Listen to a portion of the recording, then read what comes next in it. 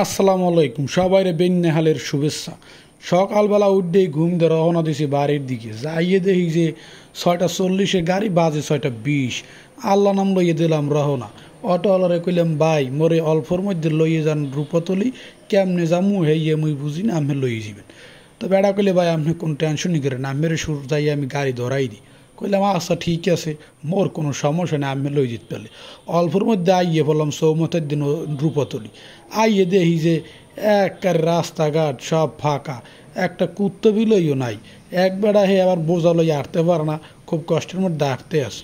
তা মুই আড়ি দেহি বাস স্ট্যান্ড বিছিতেছি মগো মঠবাড়ির গাড়ি যেখানে সারে সেই স্থানে যামু। এর মধ্যে আসতে সাইড দিয়ে হাঁটতে হাঁটতে হুজুরে বলে মঠবাড়ি যাবি। আড়া শুরু হলাম, এদিকে আকাশ দেখতে মনে হয় যে বাংলাদেশে না, আছি ইউরোপ কান্ট্রিতে, এত সুন্দর। হ্যাঁ বেন্যালে বানায় পরাটা, বেন্যাল তুমি এবার পরাটা মরাটা খাই না। আস্তে আস্তে আড়া শুরু হলাম যে হ্যাঁ মঠবাড়ির কাউন্টার হেইনি। দাদা আবার দাঁত কেলাইয়া আসে, কি হর মু এও বলে দেয় মঠবাড়ি। তা আড়া শুরু হলাম, আটতে আটতে গেলাম কাউন্টারে। যাইয়ে দেখি যে এখানে সবাই রঙ্গ তামাশা, কেউ ঘুমায় বেঞ্চে, কেউ ঘুমায় আবার খারাই খেরাইয়ে। যাইয়ে গেলাম দাদু মোরে একখান টিকিট দেন। কইলাম সিট আছে কমবি। এবার কইলে যে এই জায়গায় সিট আছে দেখেন। মুই কইলাম যে দাদু তো একটু সামনের দিকে আগুন যায় না? কইলে যে না, কোনো আগুন উগুন হইবে না। বাসের লাগে টিকিট মিলিয়ে দেখলাম যে হয় ঠিকই আছে, বাসের নাম্বার আর টিকিটের নাম্বার।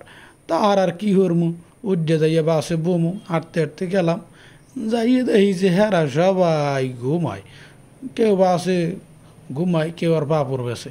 কাকু এরকম, কাকু মোর একটু সাইড দেন। কাকু সাইড দিলে বাসে উঠে দেখলাম যে লোকজন বালুই হইছে, হাতে কম হয় নাই।